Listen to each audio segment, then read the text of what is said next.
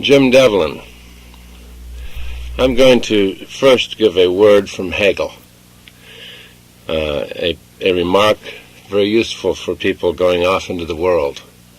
As he says in the Encyclopedia of Philosophy, the depth and power we attain is measured by the expanse into which we have dared to adventure, and by the energy by which we find and maintain our center to which we return. Now, for that adventure, William Blake's The Tiger. Tiger, tiger, burning bright in the forests of the night, what immortal hand or eye could frame thy fearful symmetry? In what distant deeps or skies burnt the fire of thine eyes?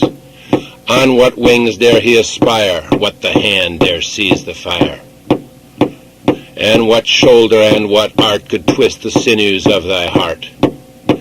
And when thy heart began to beat, what dread hand and what dread feet?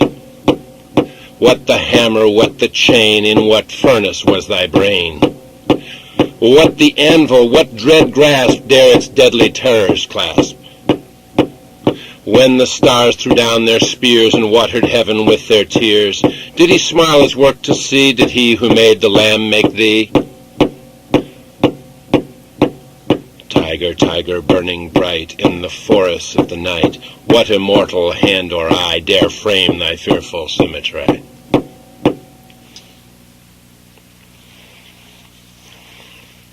Friedrich Nietzsche, in The Gay Science, one must learn to love.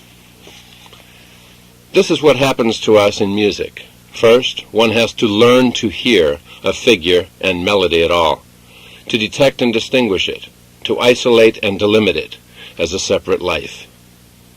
Then it requires some exertion and goodwill to tolerate it in spite of its strangeness, to be patient with its appearance and expression, and kind-hearted about its oddity. Finally, there comes a moment when we are used to it, when we wait for it, when we sense that we should miss it if it were missing.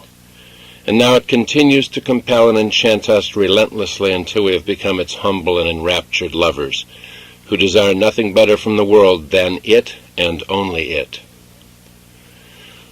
But that is what happens to us not only in music. That is how we have learned to love all things that we now love.